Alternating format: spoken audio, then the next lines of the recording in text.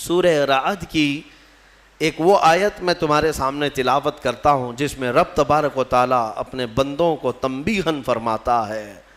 رب تبارک و تعالیٰ فرماتا ہے وَإِذَا أَرَادَ اللَّهُ بِقَوْمٍ سُوءًا فَلَا مَرَدَّ لَهَا. جب اللہ تعالیٰ کسی قوم کے ساتھ عذاب کا ارادہ کر لیتا ہے یا اسے ختم کرنے کا یا تباہ کرنے کا ارادہ فرما لیتا ہے تو پھر اسے کوئی نہیں ٹال سکتا. فلا مرد لہ، کوئی نہیں ٹال سکتا. اور اسی سے پہلے یہ آیت کا ٹکڑا ہے، شاید آپ نے سنا ہوگا. آج ہم سب کو بیدار کرنے کے لیے یہ آیت کا اتنا ٹکڑا کافی ہے. میرا مولا فرماتا ہے ان اللہ لا یغیر ما بقوم حتی یغیروا ما بانفسہم. بے شک اللہ تعالیٰ اس وقت تک کسی قوم کی حالت کو نہیں بدلتا جب تک وہ قوم خود اپنی حالت نہیں بدلتی. تم یہاں بیٹھ کر کے خود سے کچھ نہ بدلو اور یہ کہو اللہ کی رحمت کب آئے گی، اللہ کی مدد کب آئے گی. قرآن پڑھو، اللہ فرما رہا ہے اللہ تمہاری حالت نہیں بدلے گا جب تمہیں خود فکر نہیں ہے اپنی حالت بدلنے کا. تم اپنے آپ کو بدلتے نہیں اور زمانہ بدلنے کا سوچتے ہو. خود کے اندر ایک چہرہ یعنی سنت کے طور پر رکھنے کی توفیق نہیں ہوتی اور پھر اللہ کی مدد کی اور شریعت کی اور پورے امت اسلامیہ کی دعاؤں کی بات کرتے ہیں. اکثر سوشل میڈیا کے بڑے بڑے مناظر جو بیٹھے ہوئے ہیں، ہاں ان کو دیکھو واٹس ایپ پر فیس بک پر جو بڑے بڑے ان کے کمنٹ ہوتے ہیں، وہ مولانا کہاں ہیں، یہ شیخ صاحب کہاں ہیں، فلاں کہاں ہیں، سب کو جھنجھوڑ رہے ہو تم. امت کے حالات خراب ہیں، دین کے حالات خراب ہیں. سارا ٹھیکہ ان علماء نے لے رکھا ہے، مشائخ نے ٹھیکہ لے رکھا ہے. قرآن تو تمہارے لیے اترا ہے، سب کے لیے اترا ہے. جب قرآن بار بار جھنجھوڑ کر کہہ رہا ہے کہ تم اپنے آپ کو بدل لو، خود کو بدلتے نہیں اور الزام اپنے بڑوں پر رکھتے ہو. یہی مکہ کے جاہل کیا کرتے تھے، یہی پہلی امتوں کے جو جاہل ہوتے تھے وہ یہی کرتے تھے. خود کو بدلنا نہیں ہوتا تو اپنے بڑوں کو کوستے رہتے تھے. ان کی وجہ سے ہم ایسے ہیں. وہ لوگ یہ نہیں کر رہے ہیں، مولانا لوگ کچھ بھی نہیں کر رہے ہیں، مشائخ کچھ بھی نہیں کر رہے ہیں. میرے عزیزو یہ بولنا اب ختم کر دیا جائے. کیا تمہارے لیے شریعت واضح موجود نہیں ہے؟ رسول پاک صلی اللہ تعالیٰ علیہ وسلم کی سیرت آج تک تم نے کبھی سنا نہیں ہے؟ سنے ہو لیکن اپنے اندر جھانک کر کے دیکھو اب تک عمل کتنا کیا، حضور کے راستے پر اب تک کتنا آئے، پھر بعد میں دوسروں تک انگلی اٹھانا. قرآن یہ کہتا ہے کہ اللہ تعالیٰ اس وقت تک تمہاری حالت نہیں بدلے گا جب تک تم خود اپنی حالت نہیں بدلتے. اس پر میں ایک واقعہ عرض کرتا ہوں. بغداد مقدس میں ایک بڑے بزرگ تھے محمد جام رضی اللہ تعالیٰ، بڑے پائے کے بزرگ ہیں، صاحب کرامت بزرگ گزرے ہیں. یہ وہ دور تھا جب ہلاکو بادشاہ پوری دنیا میں اپنی درندگی پھیلا چکا تھا، جہاں جاتا تھا قتل عام کرتا تھا. یکے بعد دیگرے وہ ملک فتح کر رہا تھا، لاشوں کے انبار لگا رہا تھا. اس کی کرسی تو لوگوں کی لاشوں پر ہی لگتی تھی. ہلاکو نام سنا ہوگا آپ نے، بڑا ظالم بادشاہ. اور یہ جنگ کرتے کرتے جب اس کا ٹارگٹ بغداد ہو گیا، بغداد اس وقت مرکز اسلام کہلاتا تھا. علماء دین وہاں پر کثرت سے ہوا کرتے تھے، علم کی بڑی بڑی درسگاہیں وہاں پر موجود تھی، دانشور وہاں موجود تھے، صوفیہ موجود تھے. تو بغداد میں بڑی بڑی پرانی تاریخی کتابیں موجود تھیں. بغداد کو اس نے ٹارگٹ بنایا. سنیے، بغداد کو جب ٹارگٹ بنا کر اپنی فوج لے کر وہ بغداد پر چڑھائی کرنے کے لیے نکلا تو بغداد سے کافی فاصلے پر پڑاؤ کیا، ابھی کافی دور تھا. اور اس نے اپنے 2 سپاہیوں کو بھیجا کہ بغداد کا معائنہ کر کے آؤ، دیکھ آؤ لوکیشن کیا کیسا ہے. تو اس کے سپاہی جب بغداد کے لیے نکلے تو لوگوں میں ہلچل مچ گئی، بہت سنسنی پھیل گئی کہ ہلاکو قریب آ چکا ہے اور بغداد کو تباہ کرنے والا ہے. کیونکہ سب تباہیاں انہوں نے دیکھ لی تھی، ہلاکو نے کیا کون سے شہر برباد کیے، کتنوں کا قتل عام کیا، وہ سب کو پتا تھا. تو بغداد کے اکثر لوگ دوڑے دوڑے حضرت محمد جام کے پاس آئے، کہا کہ آپ ہمارے رہبر ہیں، آپ ہمارے رہنما ہیں، اللہ والے ہیں، ہمیں بچا لیں، آپ دعا کریں. ہلاکو جیسا ظالم بغداد پر ٹوٹ پڑا ہے. وہ اس وقت بیٹھے ہوئے تھے، ان کے ہاتھ میں کھٹوری تھی. آپ نے وہ کھٹوری کو یوں پلٹ دیا اور کہا جاؤ اللہ حفاظت فرمائے، اللہ حفاظت فرمائے۔ لوگ چلے گئے، لوگ چلے گئے۔ اللہ والوں کو اللہ تعالیٰ نے یہ اختیار دیا ہے، تصرف دیا ہے، اور ان کی اداؤں کو اللہ قبول بھی کرتا ہے۔ ہوا یہ کہ ہلاکو کے دونوں سپاہی پورے راستے بھر چھان مارتے رہے، ان کو بغداد نظر ہی نہیں آیا، وہ ڈھونڈتے رہ گئے، ان کو صرف میدان ہی میدان، میدان ہی میدان دکھتا تھا، کہیں بغداد دکھتا ہی نہیں تھا۔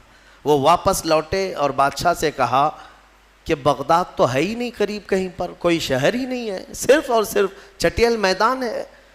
تو ہلاکو کو اتنا غصہ آیا ان کی بات پر کہ یہ جھوٹ بول رہے ہیں، دونوں کو اس نے قتل کر دیا۔ کہا جھوٹ بول رہے ہو تم، بغداد کے بالکل ہم قریب آئے ہوئے۔ دوسرے دن بغداد کو اپنے خاص 2 وزیروں کو بھیجا، کہا جاؤ تم دیکھ کر کیا ہو، عام سپاہیوں پر بھروسہ نہیں ہے۔ اپنے معتمد 2 وزیروں کو بھیجا، وہ جب آئے دوسرا دن تھا تو پھر لوگوں کو خبر چلی کہ آج ہلاکو کے 2 جاسوس اس کے مخصوص وزیر آ رہے ہیں۔ پھر دوڑے دوڑے حضرت محمد جام کے پاس آئے اور ان سے سفارش کرنے لگے کہ حضور آج وہ اپنے مخصوص جاسوسوں کو بھیج رہا ہے اور وہ بغداد کے قریب آئے ہیں، ہماری بیویاں بیوہ ہو جائیں گی، بچے یتیم ہو جائیں گے، بچا لیں، اللہ کا واسطہ دیتے ہیں۔ حضرت محمد جام نے آج پھر کھٹوری اٹھائی، پلٹ دیا، کہا جاؤ اللہ حفاظت فرمائے۔ چلے گئے، وہ 2 وزیر بھی گھوم پھر کر کے گئے، انہیں بھی بغداد نظر نہیں آیا، صرف چٹیل میدان۔ اللہ والے اپنے کوزے سے جسے چاہے چھپا لیں۔ واپس وہ شام کو لوٹے، ہلاکو کے پاس کہے سچ کہہ رہے تھے وہ دونوں سپاہی، ہمیں بھی بغداد نظر نہیں آیا، ہم غلط راستے پر تو نہیں آئے۔ بادشاہ کو اب غصہ بھی تھا اور تجسس بھی بڑھ گیا کہ ایسا کیسے ہو سکتا ہے۔ اس نے کہا اب معائنے کی ضرورت نہیں، مجھے یہاں سے بغداد کی روشنی نظر آ رہی ہے اور تم کو قریب سے بغداد کیوں نہیں نظر آیا؟ تو پھر تیسرے دن اس نے فوج کی تیاری کر لی کہ نہیں اب معائنے کی ضرورت نہیں، ساری فوج ہی چل پڑے، میرے ساتھ ساتھ چلو اور حملہ ایک ساتھ کیا جائے گا بغداد پر۔ تیسرے دن صفیں لگ گئیں، ہلاکو اس کی سپہ سالاری کر رہا، سربراہی کر رہا تھا، اور جب بغداد کی طرف وہ طبل بجاتے ہوئے، نقارے بجاتے ہوئے نکلے، اب پھر بغداد والوں میں سراسیمگی پھیل گئی۔ اب یہاں پر دوڑ بھاگ، سارے ادھر ادھر کھلبلی مچ گئی۔ پھر دوڑے دوڑے حضرت محمد جام کے پاس آئے، مومنین کا ایک بڑا مجمع آیا، سب رونے لگے، کہا کہ حضور بچا لیں بغداد کو، یہاں امانتیں ہیں بزرگوں کی، یہاں مسلمانوں کا مرکز ہے، بچا لیں۔ حضرت محمد جام تیسرے دن ان کے ہاتھ میں کھٹوری تھی، وہ پلٹ رہے تھے، غیب سے ندا آئی کہ اے میرے بندے اب رک جاؤ، اب رک جاؤ، کب تک تم انہیں اس طرح سے بچاتے رہو گے؟ انہوں نے اب تک اپنی حالت نہیں بدلی، ان کو اپنی حالت پر چھوڑ دو۔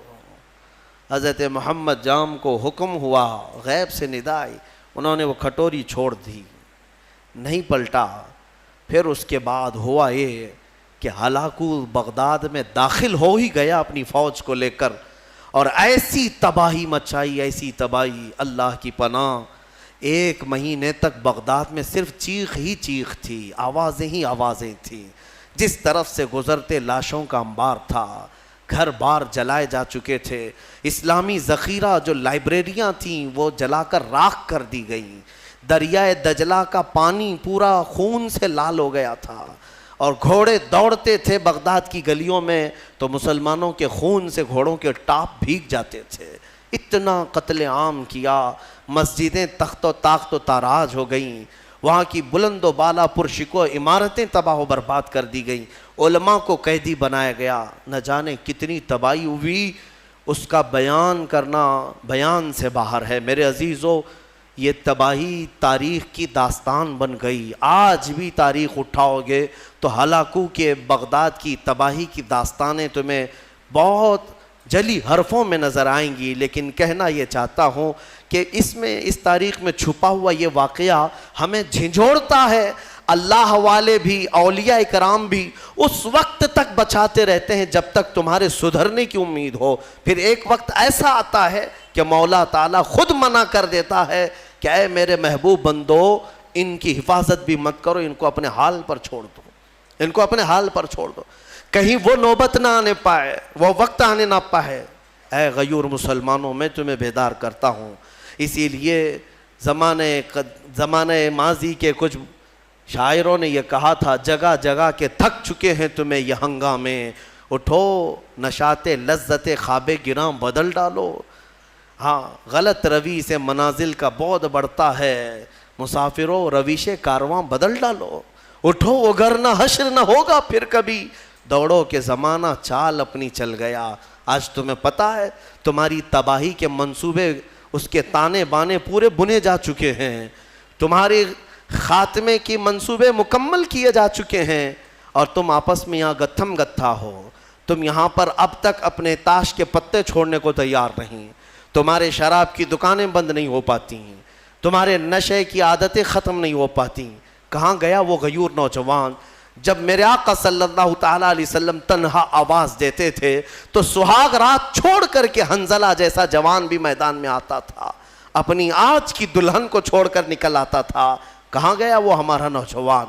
بوڑھے بھی اپنے وقت میں, تمہیں پتہ ہے بدر کی رات کو دوسرے دن جانا ہے, مدینے کے ایک گھر میں باپ اور بیٹے میں جھگڑا ہو رہا ہے. کس بات پر؟ بیٹا کہتا ہے میں رسول پاک کے ساتھ جاؤں گا, باپ کہتا ہے نہیں میں جاؤں گا.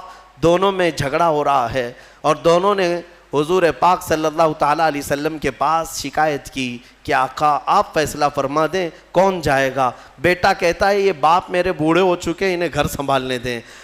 بوڑھے کہتے ہیں نہیں میرا حق زیادہ ہے, میں عمر والا ہوں, اس کا تجربہ کم ہے, میں آپ کے ساتھ جاؤں گا. یہ کھیلنے کے لیے مقابلہ نہیں ہو رہا ہے, جان دینے کے لیے مقابلہ ہو رہا ہے, گردنیں لے کر کے نکلنے والا ہے. حضور پاک نے فرمایا قرآن اندازی کر لو, قرآن اندازی کر لو, نام نکالو. قرآن اندازی کی گئی تو بیٹے کا نام نکلا. باپ نے کہا میں یہ قرآن نہیں مانوں گا, اور ایک بار قرآن کرو. دوبارہ قرآن اندازی کی گئی, پھر جوان بیٹے کا نام نکلا. میرے مصطفیٰ کریم صلی اللہ علیہ وسلم نے فرمایا اس بوڑھے صحابی سے, کہا آپ گھر بیٹھ جائیں, آپ کا یہ لال, آپ کا یہ جوان میرے ساتھ چلے گا. جانتے ہیں حضور کے اس فرمان کے بعد وہ بوڑھے صحابی دھاڑے مار کر رونے لگے, یا ویلا یا ویلا, اے اللہ یہ کتنی بری حالت ہے میری کہ میرے بڑھاپے نے مجھے مصطفیٰ سے دور کر دیا. اگر میں بوڑھا نہ ہوتا تو آج چلا گیا ہوتا. وہ جذبہ کہاں چلا گیا ہمارا, وہ جوش کہاں چلا گیا, وہ ولولہ کہاں گیا؟ تم بدلتے نہیں, اور پوری دنیا میں بیٹھ کر تسبیح کے دانے گھما کر اور تم کہتے ہو اللہ کی رحمت آ جائے, اللہ کی مدد آ جائے. یاد رکھو یہ سنت کے خلاف ہے, سنت کے خلاف ہے.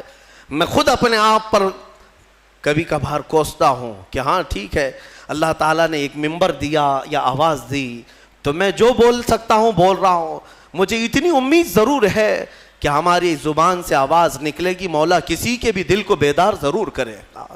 بیدار تو ہوں گے, لیکن ساتھ میں مجھے اس بات کا افسوس ہوتا ہے کہ آج ہمارے حالات ایسے ہیں کہ کمرے میں بیٹھ کر ڈسکس کر رہے ہیں, واٹس ایپ پر بیٹھ کر چیٹنگ کر رہے ہیں, ایک جگہ کی دوسرے جگہ کی ویڈیو وائرل کرتے ہیں کہ دیکھو فلاں جگہ ایسی آتنک مچائی جا رہی ہے, ایسے کیا جا رہا ہے. یہ سارا کا سارا انتظام تو تم واٹس ایپ پہ کر رہے ہو, تمہاری ساری تیاری تو صرف فیس بک پہ ہے.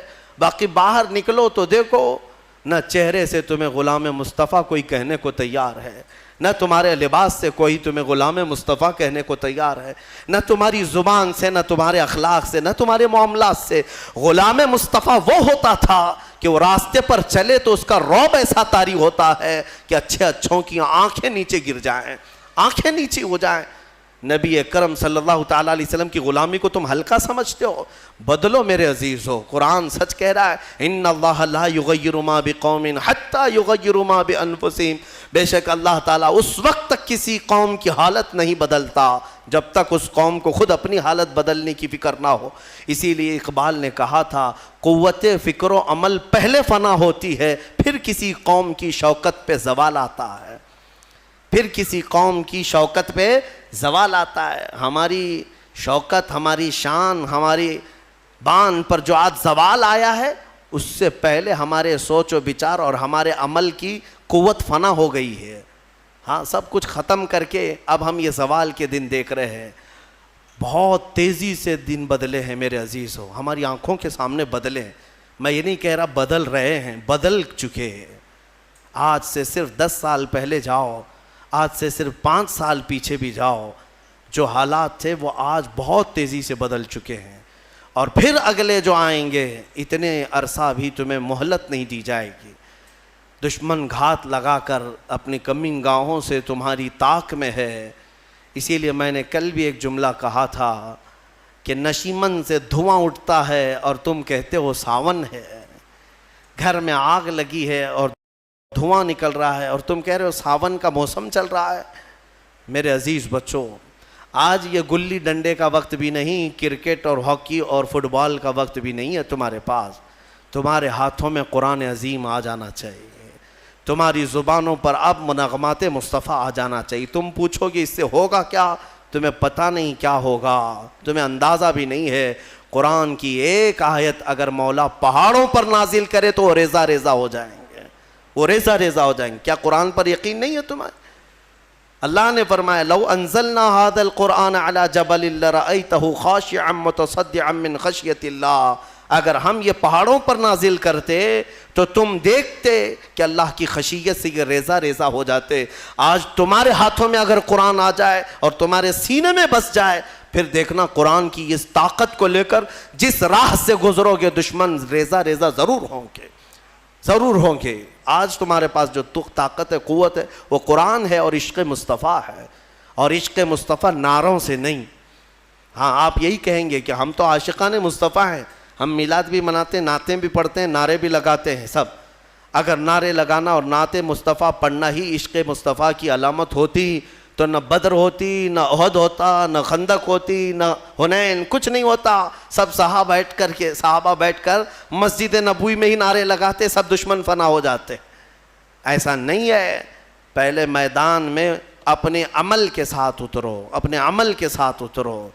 ہاں تم حضور پاک صلی اللہ تعالیٰ علیہ وسلم کے عاشق ہو تو عمل کے ساتھ آؤ, تم اپنے آپ کو بدلو. قرآن کی اس محکم آیت کے بارے میں آپ سے کہہ رہا ہوں, اللہ نے سچ فرمایا اس وقت تک وہ حالت نہیں بدلے گا جب تک تم اپنی حالت نہیں بدلتے. اب حدیث سنو, میرے آقا صلی اللہ علیہ وسلم فرماتے ایک بندہ اگر اپنے آپ کو بدلنا چاہے, کتنا ٹائم لگنا چاہیے بدلنے میں آپ کو, کب تک؟ کچھ تو لمٹ ہوگی. آپ بدلنا چاہیں, حضور فرماتے ہیں اگر کوئی بدلنا چاہے اور نکل پڑے مولا کے راستے پر, حضور فرماتے ہیں کہ اگر وہ ایک بالشت آگے بڑھے گا تو رب تبارک و تعالیٰ کی رحمت ایک ہاتھ آگے بڑھ جائے گی. اگر وہ چل کر کے آئے گا تو مولا کی رحمت دوڑ کر اسے لے گی. ہاں تمہارے صرف اٹھنے کی دیر ہے. تم نے بنی اسرائیل کے اس شخص کے بارے میں سنا نہیں؟ حدیث پاک میں, صحیح حدیث پاک, جس نے 100 لوگوں کا قتل کیا تھا, 100 لوگوں کا قتل کیا اور توبہ کے ارادے سے وہ نکلا. اسے ایک عالم دین نے بتایا کہ جاؤ بیت المقدس کی طرف, اللہ کے گھر کی طرف, تم جاؤ وہاں توبہ کرو, اللہ تعالیٰ تمہاری توبہ قبول کرے گا. وہ اپنے گھر سے نکلا, بیچ راستے میں اس کا انتقال ہو گیا. توبہ کرنے کی مہلت بھی نہیں آئی, ابھی اس جگہ پہنچا بھی نہیں تھا. یہ صرف اور صرف نکلا ہے اپنے آپ کو بدلنے کے لیے, اور بیچ میں موت بھی آ گئی.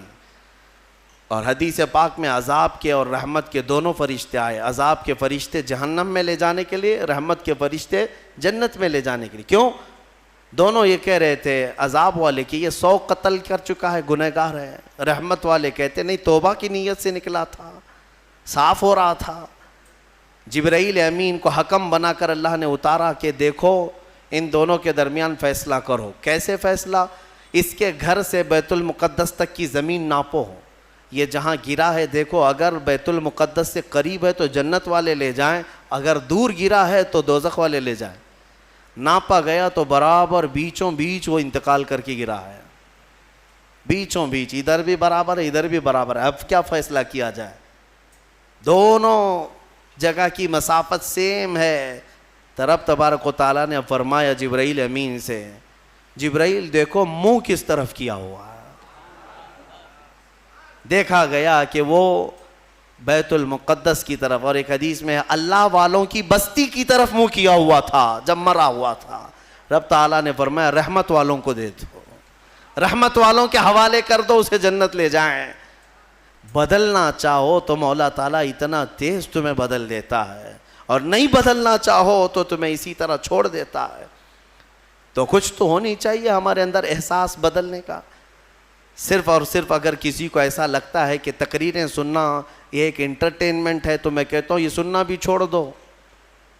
اگر علماء کی تقریریں یا ہمارے بیانات سنتے ہو تو تمہاری زندگی میں انقلاب آنا چاہیے، تبدیلی کا مزاج پیدا ہونا چاہیے کہ کل تک میری نمازیں قضا ہوتی تھی، آج میں نماز کی پابندی کر لوں، اسی لیے کہ مجھے کل قیامت کے دن حساب دینا ہے. اور اس کے علاوہ آج کے حالات کیا جھنجھوڑتے نہیں ہیں تمہیں؟ آج کے حالات نہیں جھنجھوڑ رہے تمہیں؟ ظالم سر پر آپ ننگا ناچنے کے لیے تیار کھڑے ہیں. وہ دن تمہارے سامنے آئیں گے، تم دیکھو گے کہ بچوں کے خون سے یہ ہولی کھیلیں گے. ہاں یہ دن آئیں گے، قریب ہے. ہر جگہ پر فتنہ و فساد، ہر جگہ پر خون ریزی، ہر جگہ پر قتل و غارت. حضرت نعمت اللہ شاہ کرمانی 800 سال پہلے کے ایک بزرگ ہیں، ان کی پریڈیکیشن بہت مشہور ہے. انہوں نے جو پیشن گوئیاں 800 سال پہلے کی تھیں وہ سب کی سب آج ثابت ہوتی نظر آ رہی ہیں. انہوں نے ہندوستان کے پورے حالات کے بارے میں پیشن گوئیاں کی ہیں، ان کی پوری کتاب موجود ہے فارسی میں. انہوں نے اپنے زمانے کے بعد ہونے والے حالات میں سب بتایا، کون سا بادشاہ آئے گا، کتنے سال حکومت کرے گا، کیا کیا ہوگا، اور آج کے حالات تک انہوں نے بیان کیے. اس میں انہوں نے ایک بات یہ بھی بیان کی ہے، میں یہ نہیں کہتا کہ ہم جو ہے آنکھ بند کر کے ہر چیز پر یقین کریں گے، مستقبل جو بھی ہے وہ اللہ کے دست قدرت میں ہے، اللہ ہی بہتر جانتا ہے. لیکن بزرگوں نے علم لدنی سے، اللہ تعالیٰ کا جو خاص علم انہیں ملا ہو، اس سے کبھی کبھار کچھ باتیں بیان کرتے ہیں. انہوں نے یہ بیان کیا کہ ایک وقت آئے گا ہند پر، جب دریائے اٹک کا ایک نام لیا انہوں نے، یا پھر تبت کے پاس کہ ایک دریا ہے یا ایک میدان ہے، وہ 3 بار پورے خون سے بھر جائے گا، اتنا قتل عام کر دیا جائے گا. سوچ کر کے کبھی ہمارے رونگٹے کھڑے ہو جاتے ہیں. عزیزان گرامی وقار، جب بارش بہت تیز آتی ہے تو پھر لوگ چھت کے نیچے چلے آتے ہیں یا چھاتا نکال لیتے ہیں. اور تم کون سی زندگی گزار رہے ہو؟ فتنوں کی بارش اور ظلم کی بارش اتنی تیز ہو چکی کہ تم مصطفیٰ کریم کی چھت کے نیچے بھی آنا نہیں چاہتے، اور نہ ہی اخلاق مصطفیٰ کی چھتری لینا چاہتے ہو. کون سی زندگی میں ہو؟ بدلو اپنے آپ کو. میرے رب تبارک و تعالیٰ کا فرمان حق ہے، ورنہ حالات ہم نے یہ بھی دیکھے ہیں. زندگی تمہاری 80 سال کی ہو جائے، اگر ایک جگہ بیٹھ کر کے تم انتظار کرتے رہے تو کچھ تبدیل نہیں ہونا ہے. وہ خالق اسباب ہے، ساری چیزیں اسباب پر رکھا ہے. مولا اگر چاہے تو ڈائریکٹ آسمان سے تمہارے منہ میں روٹی ڈال دے، لیکن اس کی مرضی ایسی نہیں.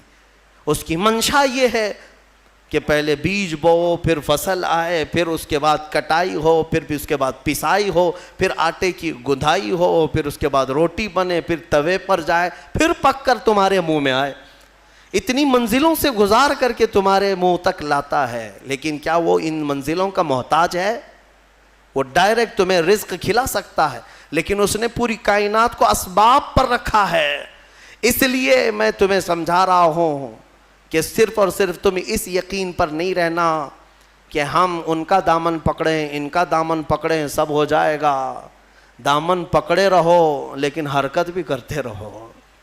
ہاں، بغیر حرکت کیے، مثال کے طور پر سمندر میں آپ تیر رہے ہو، چاہے اچھے سے اچھے تیراک کا دامن پکڑے رہو اور اپنے ہاتھ پیر ڈھیلے چھوڑ دو، اس کو بھی لے جاؤ گے تم.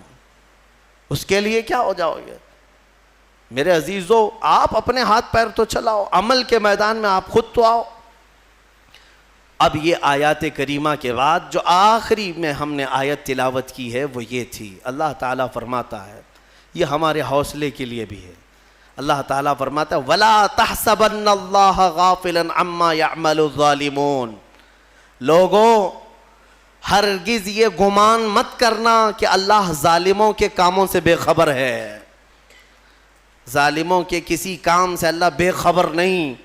وہ جو کچھ بھی کر رہے ہیں مولا سب دیکھ رہا ہے، ہر چیز دیکھ رہا ہے، اور انجام بہت قریب ہے. انما یؤخرہم لیوم، اللہ انہیں ڈھیل دیا ہوا ہے. قرآن میں رب تعالیٰ فرماتا ہے انہیں ڈھیل دیتا ہے اس دن کے لیے جب سب کی آنکھیں دیکھیں گی کہ یہ کس پلٹی کھائیں گے، کیسی پلٹی کھائیں گے. اب میں یہاں پر بھی یہی کہوں گا کہ ظالم جس قدر بھی ظلم کر لیں، ایک وقت آئے گا جب میرے مولا کی پکڑ ہوگی. چنگیز نہیں بچا، ہلاکو نہیں بچا، فرعون، قارون، شداد، حامان، ابو جہل، ابو لہب، یہ سب اپنے ظلم کی داستان لکھ کر کے چلے گئے، ان کے نشانات نہیں رہے. تو فی زمانہ ہمارے زمانے کا بھی کوئی ظالم زندہ نہیں رہے گا. رب تبارک و تعالیٰ کی پکڑ آئے گی. یہ اور بات ہے کہ ایک بڑے بزرگ نے لکھا ہے، وہ بہت اچھی لگی مجھے بات. فرمایا کہ اگر اللہ تبارک و تعالیٰ کسی قوم سے ناراض ہو، اللہ کسی قوم سے ناراض ہو تو سزا کے طور پر انہیں حاکم ظالم دے دیتا ہے. ظالم حاکم ہی اس قوم کی سزا ہے. اکثر یہ دیکھا گیا ہے کہ قوم کی سزا ظالم حاکم ہی بن جاتا ہے. رب تعالیٰ کی طرف سے ایسے یہ انجام ہوتے ہیں میرے عزیزو. پھر جب اجتماعی توبہ کرو گے، اپنے آپ کو بدلو گے، تو مولا بھی یہ کائنات کے سارے اس نظام کو بدل دے گا. اور ایک آیت یہ بھی میں سنا دوں. اللہ فرماتا ہے اگر تم نہیں چینج ہونا چاہتے، طے کر کے رکھے ہو کہ جیسے ہم ویسے ہی رہیں گے، بولنے دو مولانا لوگوں کو، ہم جیسے ویسے ہی رہیں گے. ان یشاء یذہبکم، اللہ فرماتا ہے اگر تم یہ نہیں چاہتے بدلو، اگر اللہ چاہے تو تم سب کو ختم کر دے گا. وَيَسْتَخْلِفْ مِن بَعْدِكُم مَّا يَشَاءُ، تمہارے بعد پھر جسے وہ پسند کرے گا اس کو اپنی زمین پہ لائے گا، پھر کسی اور قوم کو وہ بسائے گا. ہم سے پہلے بھی قومیں آباد رہی ہیں. تم سے نظام کائنات نہیں ہے، تم سے دنیا نہیں چل رہی ہے، تمہاری وجہ سے سورج اور چاند کا نظام نہیں ہے. تمہیں تو اللہ تبارک و تعالیٰ نے اس کائنات میں ٹھہرنے کا موقع دیا ہے. اگر تم یہ سمجھ رہے ہو کہ میرے ہی سے سب چل رہا ہے تو خام خیالی ہے. ہاں، بدلنے کی اپنے آپ کو فکر آج ہی سے طے کر لو. اللہ رب العزت کو گواہ بناؤ، میرے مصطفیٰ کو حاضر و ناظر مان کر ان کے دربار میں یہ کہہ دو ایک بار میرے آقا کو شاہد مانتے ہو، میرے آقا کو حاضر مانتے ہو، میرے آقا کو ناظر مانتے ہو، تو پھر ان کے سامنے ہاتھ جوڑ کر کے یوں کہو میں مجرم ہوں آقا مجھے ساتھ لے لو، میں مجرم ہوں آقا مجھے ساتھ لے لو. کہ رستے میں ہیں جا بجا تھانے والے، چمک تجھ سے پاتے ہیں سب پانے والے، میرا دل بھی چمکا دے چمکانے والے. برستا نہیں دیکھ کر ابر رحمت، ہم بدوں پر بھی برسا دے برسانے والے. ایک میں کیا میرے عصیاں کی حقیقت کتنی، مجھ سے 100 لاکھ کو کافی ہے اشارہ تیرا. یا رسول اللہ تو جو چاہے تو میل میرے دل کے دھلیں، کہ خدا دل نہیں کرتا کبھی میلا تیرا. یا رسول اللہ تیرے ٹکڑوں پہ پلیں، غیر کی ٹھوکر پہ نہ ڈال، جھڑکیاں کھائیں کہاں چھوڑ کے صدقہ تیرا. گندے نکمے کمی مہنگے ہیں کوڑی کے تین، کون ہمیں پالتا تم پہ کروڑوں درود. اور بے ہنر و بے تمیز کس کو ہوئے ہیں عزیز، ایک تمہارے سوا تم پہ کروڑوں درود. کر کے تمہارے گناہ مانگے تمہاری پناہ، اور تم کہو دامن میں آ تم پہ کروڑوں درود. بخش دو جرم و خطا تم پہ کروڑوں درود. گرچہ ہیں بے حد قصور تم ہو عفو و غفور، گرچہ ہیں بے حد قصور تم ہو عفو و غفور. بخش دو جرم و خطا تم پہ کروڑوں درود. رزق کے قاسم ہو تم، خلق کے حاکم ہو تم، جو ملا تم سے ملا تم پہ کروڑوں درود. یا رسول اللہ تم ہو حفیظ و مغیث، کیا ہے وہ دشمن خبیث. تم ہو حفیظ و مغیث، کیا ہے وہ دشمن خبیث. تم ہو تو پھر خوف کیا تم پہ کروڑوں درود. بس یہ اعلیٰ حضرت نے ہمیں سکھایا ہے، یہ اعلیٰ حضرت نے ہمیں سکھایا ہے۔ جس دن تم بیدار ہو کر میرے نبی کو شاہد مان کر کے یہ کہہ لو گے، انشاءاللہ وہ بدلیاں چھٹ جائیں گی، وہ ابر ہٹ جائے گا، یہ ظالموں کی نحوست ختم ہو جائے گی۔ دیکھنا تم اپنی آنکھوں سے ان کیڑوں کو مرتے ہوئے دیکھو گے، تم اپنی آنکھوں سے ان دجالوں کو تباہ ہوتے ہوئے بھی دیکھو گے۔ انشاءاللہ ایک دن میری یہ قوم بدل جائے گی۔ تو اقبال نے بھی کہا تھا کہ کفر دم توڑ دے گا ٹوٹی ہوئی شمشیر کے ساتھ، گر تم نکل آ جاؤ ایک بار نعرے تکبیر کے ساتھ۔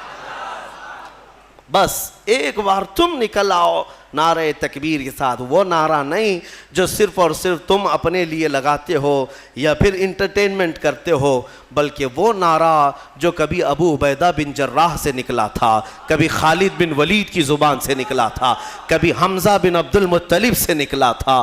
ان کی زبانوں سے جو نعرہ نکلتا تھا وہ روح سے نکلتا تھا اور ان کا یقین کامل ہوا کرتا تھا، چاہے دنیا کی ساری طاقتیں سامنے ہو، مولا میرے ساتھ ہے۔ انشاءاللہ العزیز وہ وقت تبدیلی کا ان قریب آئے گا۔ مجھے امید ہے امام مہدی کو ابھی آنا ہے، عیسیٰ علیہ السلام کو ابھی اترنا ہے، اور پوری دنیا میں اسلام کا پرچم ابھی لہرانا باقی ہے۔ میرے آقا نے فرمایا ہے اس وقت تک قیامت نہیں آئے گی جب تک پوری دنیا کا دین صرف اور صرف اسلام ہی رہے گا، صرف اسلام رہے۔ اور میرے آقا نے فرما دیا تو میں کہتا ہوں زمین ٹل جائے گی، زمانہ ٹل جائے گا، میرے مصطفیٰ کا فرمان کبھی نہیں ٹلے گا۔ وہ ہو کر رہنا ہے، لیکن اس سے پہلے جو یہ حالات پیدا ہو رہے ہیں اس کے لیے میں ضرور کہوں گا تم اٹھو، بیدار ہو جاؤ۔ ہاں، ظالموں کے لیے اللہ فرماتا ہے انہیں ڈھیل دیا ہے، اور ناچو جتنا ناچنا ہے، اور ظلم کرو جتنا ظلم کر سکتے ہو، پھر مولا کی رسی تمہیں ایک دن پکڑے گی اور ایسے باندھا جائے گا کہ تمہارے پاس کچھ نہیں ہوگا۔ تمہیں پتہ ہے ابرہہ کو کتنا گھمنڈ تھا، کئی ہاتھیاں لے کر کے وہ خانہ کعبہ کو ڈھانے کے لیے آیا تھا، مکہ والوں کی طاقت نہیں تھی مقابلہ کرنے کی۔ مولا کریم نے چھوٹی چھوٹی چڑیوں سے ایسا تباہ کیا کہ قرآن کہتا ہے کعصف مأکول، وہ بادشاہ ابرہہ اور اس کی فوج ایسے دکھتے تھے جیسے کسی نے مرغی چھیل کر کے کھا کر کے چھوڑا ہوا ہو، جیسے کوئی مرغی کھا کر گوشت کھا کر کے ہڈیاں چھوڑ دیتا ہے۔ پوری فوج کی درگت ایسی بنی ہوئی تھی، ہلاک و برباد ہو کر کھائے ہوئے مرغیوں کی طرح نظر آتے تھے۔ وہ دن آئے گا جب یہ سارے کیڑے مکوڑوں کی بھی اللہ وہی حالت بنائے گا۔ شرط یہی ہے کہ تم مصطفیٰ کریم کی غلامی میں آ جاؤ، ایک بار تم اپنے آپ کو بدل لو اور تمہاری آنکھوں سے بھی نظر آنے لگ جائے، تمہارے چہرے سے بھی نظر آنے لگ جائے، تمہارے لباس سے بھی، تمہارے اخلاق سے بھی نظر آنے لگ جائے کہ یہ رہتا یہاں پر ہے لیکن بدن میں خوشبو مدینے کی آیا کرتی ہے۔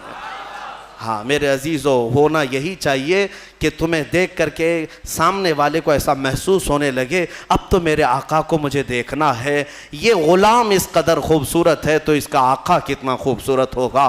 یہ کیفیت جب پیدا ہو جائے گی انشاءاللہ فتح تمہارے مقدر میں ہے۔ اللہ کریم کہنے سننے سے زیادہ عمل کی توفیق عطا فرمائے۔